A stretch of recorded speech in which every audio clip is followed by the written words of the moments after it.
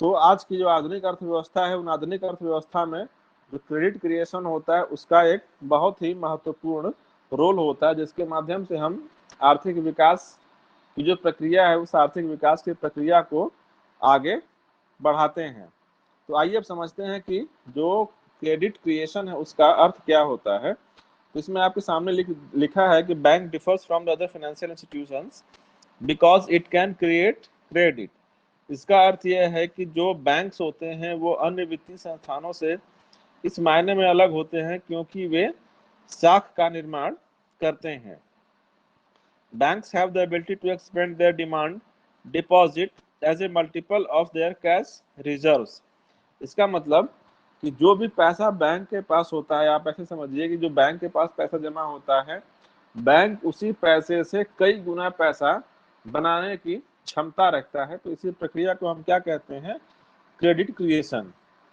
सो आगे इसमें लिखा है, this is because of the fact that demand deposit of the banks serve as the principal medium of exchange, and in this way the banks manage the payment system। तो इसका मतलब है कि जो बैंकों के पास डिमांड डिपॉजिट होती है वह कार्य करती है किसके लिए? क्रेडिट क्रिएशन के लिए, जिसके आधार पर बैंक क्या करता है? लोगों को ऋण देने की कोशिश करता है।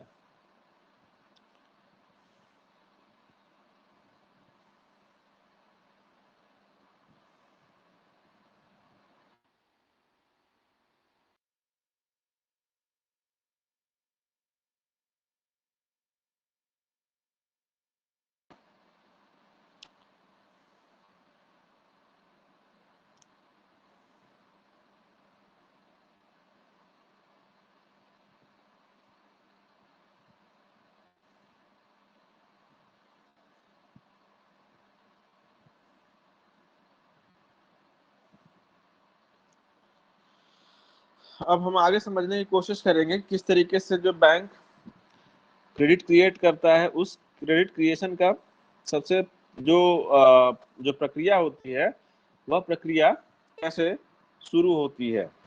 तो सबसे पहले आप कल्पना करिए कि मान लीजिए कि आप बैंक में जाते हैं, है ना। तो बैंक में आप जो भी पैसा जमा करते हैं तो वह क्या होता है? एक प्रकार का बैंक के लिए प्राइमरी डिपॉजिट होता है। मतलब कि किसी भी बैंक में दो प्रकार के डिपॉजिट्स होते हैं, पहला प्राइमरी डिपॉजिट और दूसरा सेकेंडरी या डेरिवेटिव डिपॉजिट। ठीक है, द्वितीयक प्राथमिक जमा और द्वितीयक या व्युत्पन्न जमा जिसको हम कहते हैं। तो जब भी आप बैंक में जाते हैं तो बैंक में जब पैसा जमा करते हैं तो वह बैंक के लिए प्राथमिक जमा होती है। और बैंक जब प्राथमिक जमा आप अपना पैसा आप बैंक में रखेंगे तो बैंक उसका कुछ हिस्सा अपने पास रख करके बाकी जो बचा हुआ पैसा होता है वह बैंक लोगों को ऋण देने के लिए प्रयोग करता है। ठीक है, तो इस तरीके से बैंक क्या करता है कि जो उसके पास पैसा जमा होता है उस पैसे को कुछ हिस्सा अपने पास रख लेता है कैश के रूप में, जिसको हम कैश रिजर्व रेशियो के नाम से भी जानते हैं। तो कैश के रूप में रख लेता है। क्यों रख लेता है? क्योंकि जानता है कि जो लोग पैसा जमा कर रहे हैं बाद में वो पैसा निकालने भी तो आएंगे। तो इस तरीके से वह अपने पैसे कुछ हिस्सा क्या करता है कि अपने पास रखता है कैश में, बाकी वह पैसा लोगों को क्या करता है? उधार देता है। जब वो लोगों को पैसा उधार देता है तो उस उधार प्रक्रिया में वह ऐसा नहीं करता है कि लोगों को पैसा हाथों हाथ या हाथ में कैश थमा देगा, नहीं। वह क्या करता है कि जो भी व्यक्ति उधार लेता है उसके नाम से बैंक में एक खाता खोलता है। ठीक है, और बैंक में खाता खोलता है और उस खाते में वह जो ऋण की राशि होती है उस ऋण की राशि को वह जमा कर देता है। ठीक है, तो इस तरीके से वो क्या करता है कि मान लीजिए कि आप 100 रुपए बैंक में लेकर के गए, 100 रुपए बैंक में आप लेकर गए तो बैंक को यह पता हो सकता है कल को कुछ आप पैसे की रिक्वायरमेंट है आपके पास, तो आप क्या करेंगे? हो सकता है कुछ पैसा आप निकालेंगे। तो इसलिए वह 10 रुपए अपने पास कैश में रख करके वो 90 रुपया किसी को ऋण दे देता है। और ऋण वो भी किसी को हाथों हाथ कैश में नहीं देता, बल्कि वह क्या करता है कि जो लोन लेने व्यक्ति जाता है उसको वो क्या करता है कि उसके नाम से एक खाता खोल देता है और उसी खाते में वो क्या करता है? उस पैसे को वो डाल देता है। और उसके बाद जब वो दूसरे को नहीं देता, तो मान लीजिए वह व्यक्ति वो पैसा निकाल कर किसी और बैंक, बी बैंक में गया, और बी बैंक में उसने वह पैसा जमा कर दिया। तो जिस बी बैंक में वह जाएगा, उसमें जो जो उसने ऋण का पैसा जमा किया निकाल करके, तो दूसरे बैंक को भी पता है कि यह एक ही दिन में पूरा पैसा नहीं निकाल पाएगा। तो इसलिए वह क्या करेगा कि जो पैसा जो उसने बैंक में जमा किया है, उसका कुछ हिस्सा 10%, 5%, 8% अपने पास रख लेगा, और इस तरीके से वो क्या करेगा, बाकी पैसा लोगों को, दूसरे लोगों को ऋण के रूप में प्रदान कर देगा।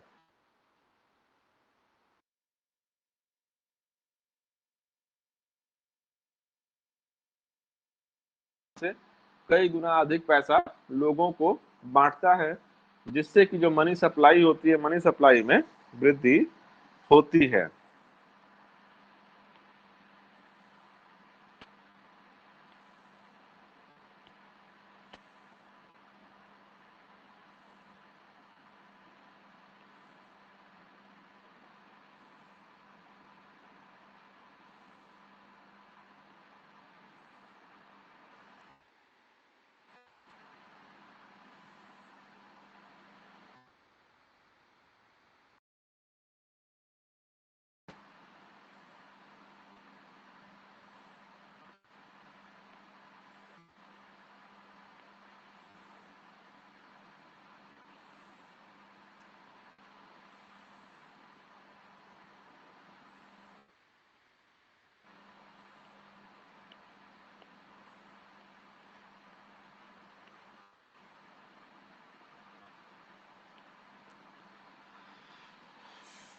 तो यहाँ पर देखिए, आपके सामने स्क्रीन पर एक एग्जाम्पल दिख रहा है ना। तो इसमें क्या है कि दो प्रकार के डिपॉजिट जो मैं बताए थे, उसी के आधार पर एक एग्जाम्पल दिया हुआ है कि जो जब आप बैंक में जाते हैं, और तो वह प्राइमरी डिपॉजिट होता है, ठीक है। उसके बाद बैंक उसी पैसे का यूज करके किसी दूसरे व्यक्ति को लोन देता है, और देता है तो वह उस व्यक्ति को हाथों हाथ नहीं देता, बल्कि उसके नाम से उससे खाते में जमा कर देता है। तो वो हो गया सेकेंडरी डिपॉजिट, ठीक है। तो इस आधार पर ही जो होता है उसका क्रिएशन होता है। तो इस तरीके से प्रक्रिया देखेंगे कि जो साख सृजन होता है, उस साख सृजन की सीमाएं क्या होती हैं, अर्थात ऐसे कौन कौन से तत्व हैं जो बैंकों की साख सृजन की क्षमता को प्रभावित करते हैं। तो इस तरीके से हम कुछ लिमिटेशंस के बारे में बात करेंगे जो बैंकों के साख सृजन को प्रभावित करेंगे। तो सबसे पहली जो लिमिटेशन होती है बैंकों के सामने, जो कि उनकी साख सृजन की क्षमता को प्रभावित करती है, वह होता है अमाउंट ऑफ कैश, ठीक है। अर्थात बैंकों के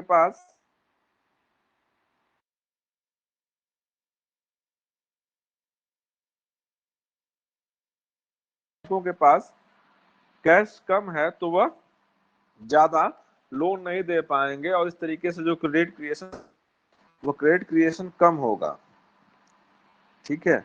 इसी प्रकार से दूसरा जो लिमिटेशन, सबसे जो प्रमुख लिमिटेशन है, वह है कैश रिजर्व रेशियो, ठीक है। तो कैश रिजर्व रेशियो का मतलब है वह जमा का एक निश्चित हिस्सा कैश में आरबीआई के पास सकते हैं, ठीक है। कैश रिजर्व रेशियो हाई है, इसका मतलब यह है कि बैंक अपने समस्त जमाओं का बड़ा हिस्सा आरबीआई में रखेगा। तो ऐसे है ना, वो कम लोगों को लोन ग्रांट कर पाएगा। तो इस तरीके से यदि कैश रिजर्व रेशियो हाई है, तो जो बैंक होंगे वह कम क्रेडिट क्रिएट कर पाएंगे। यदि कैश रिजर्व रेशियो कम है, तो बैंकों के पास अधिक पैसा अवेलेबल होगा, जिससे वो अधिक से अधिक लोन लोगों को बांट पाएंगे। जो तीसरा जो सबसे प्रमुख लिमिटेशन है, वो है लीकेजेस। और लीकेजेस में जो पहला लीकेज है, वह एक्सेस रिजर्व के रूप में पाया जाता है। तो मान लीजिए कि कोई बैंक है, जो जो उसके पास जो सरप्लस फंड है, वह सरप्लस फंड वो लोगों को लोन न दे करके बल्कि अपने पास ही रखना चाहता है। तो इससे भी उसकी जो क्रेडिट क्रिएशन की क्षमता होती है, वह क्रेडिट क्रिएशन की क्षमता प्रभावित होती है। दूसरा जो लीकेज है वह है करेंसी ड्रेन, अर्थात जब जो डिपॉजिटर्स हैं वो एक साथ जब पैसा बैंक से निकालने लगते हैं तो इससे हम बोलते हैं करेंसी ड्रेन। तो एक साथ जब अधिक मात्रा में कैश निकलने लगता है तो बैंकों के पास जो कैश होता है वो कम बचता है, और इस तरीके से वो क्या करते हैं कि वह लोन कम दे पाते हैं। जो चौथा जो लिमिटेशन है वह है अवेलेबिलिटी ऑफ बोरोवर्स। इसका मतलब यह है कि जो जो बैंक हैं यदि उनके पास बोरोवर्स उपलब्ध नहीं है, अर्थात ऋण लेने वाले लोग ही उपलब्ध नहीं है, तो ऐसी दशा में भी उनकी जो लोन देने की क्षमता है या साख सीजन की क्षमता है वह साख सीजन की क्षमता प्रभावित। पांचवी पांचवा जो लिमिटेशन है वह है अवेलेबिलिटी ऑफ सिक्योरिटी, अर्थात जब बैंक लोन देता है लोगों को तो कोई न कोई सिक्योरिटी अपने पास जमा करता है। ठीक है, जब वह सिक्योरिटी अपने पास जमा करेगा तो यदि वह अच्छी पर्याप्त मात्रा में यदि सिक्योरिटी की व्यवस्था, तो ऐसी दशा में सिक्योरिटी की कमी के कारण भी कि अब जो बैंक की लोन देने की क्षमता है वह क्षमता प्रभावित होती है। इसके अलावा अन्य बैंकों की जो क्रेडिट पॉलिसी होती है दूसरे बैंकों की, वह साख नीति भी एक बैंक की साख सीजन की क्षमता को प्रभावित करती है। इसके अलावा जो लोगों की जो बैंकिंग हैबिट है, अर्थात जैसे मान लीजिए जो विकसित देश हैं, तो विकसित देशों में क्या होता है, लोगों की बैंकिंग हैबिट बहुत स्ट्रांग होती है, लोग बैंकों का यूज बहुत ज्यादा करते हैं। तो ऐसे देश जहाँ पर बैंकिंग हैबिट बहुत स्ट्रांग है, लोग ज्यादा बैंक का यूज करते हैं, तो वहां पर क्रेडिट क्रिएशन तेजी से होता है। लेकिन जो विकासशील देश होते हैं वहां पर क्या होता है कि बैंकिंग हैबिट होती है, तो लोग बैंकों में कम विजिट करते हैं, जिसके कारण कि जो बैंक होते हैं वो अधिक मात्रा में क्रिएट नहीं कर पाते। इसके अलावा सबसे जो प्रमुख एक और सीमा है वह है बिजनेस कंडीशन, अर्थात जो व्यापार की या बिजनेस की दशाएं कैसी हैं। तो बिजनेस दशाएं यदि ऑप्टिमिस्टिक हैं, हम जैसा कि देखते हैं कि यदि अर्थव्यवस्था में बूम की स्थिति है, अर्थव्यवस्था बहुत तेजी से प्रोग्रेस कर रही है, देश बहुत तेजी से विकास कर रहा है, तो ऐसी दशा में आगे के निवेश के लिए बहुत अधिक पैसे की आवश्यकता पड़ती है, तो लोग बैंकों के पास अधिक से अधिक लोन लेने जाते हैं, जिससे कि क्या होता है, बैंक अधिक लोगों को एडवांस देता है। जितना अधिक लोगों को लोन देगा उतनी ही साख सीजन में वृद्धि होती है।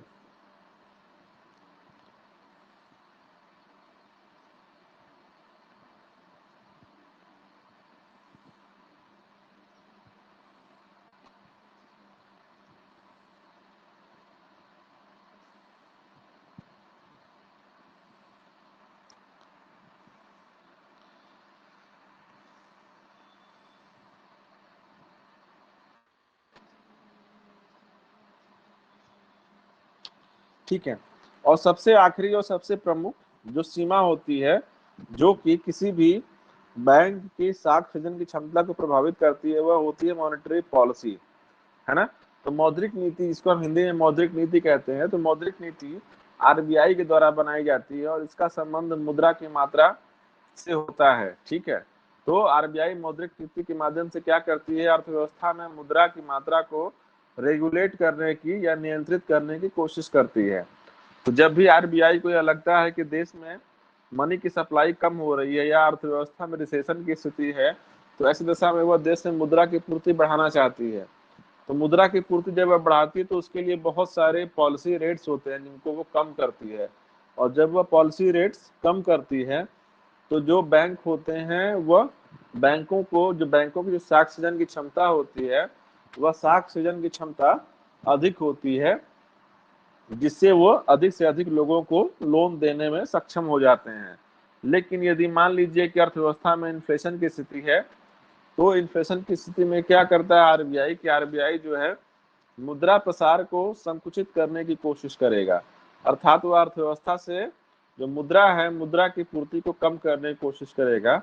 तो ऐसी नीति के अंतर्गत क्या होता है कि जो ऐसी नीति के अंतर्गत क्या होता है कि जो बैंक होते हैं वह अधिक से अधिक लोन देने में सक्षम नहीं हो पाते हैं। तो इस तरीके से हमने देखा यह कुछ सीमाएं होती हैं। तो आज की क्लास में हमने बेसिकली देखा कि क्रेडिट क्रिएशन क्या होता है, अर्थात साख सृजन क्या होता है। तो आपसे सामान्य शब्दों में ऐसे समझें कि साख सृजन एक ऐसी प्रक्रिया है जिसके अंतर्गत कोई भी कॉमर्शियल बैंक अपनी प्राथमिक जमाओं के आधार पर उसके कई गुना व्युत्पन्न जमाओं को सृजित करता है। आसान शब्दों में कहें तो बैंक के पास जो भी पैसा जमा होता है वह उन जमाओं के आधार पर उससे कई गुना लोगों को ऋण देता है, जिससे कि साख सृजन में वृद्धि होती है। तो आज का क्लास काफी डिस्टर्ब रहा, इसलिए हम आज की क्लास यहीं पर बंद कर रहे हैं। कल हम फिर से इसी टाइम पर आप लोगों से मिलेंगे। तो अभी कुछ देर में यह वीडियो अगर कोई नहीं देख पाया है तो कुछ देर में यह वीडियो इस एप्लीकेशन पर भी अवेलेबल रहेगा, इसके साथ साथ यह यूट्यूब पर भी अवेलेबल रहेगा। तो आप दोनों जगह पर इसको देख सकते हैं। तो ठीक है, तो आज की क्लास हम यहीं पर एंड कर रहे हैं। कल की क्लास यथावत चलती रहेगी इसी समय से।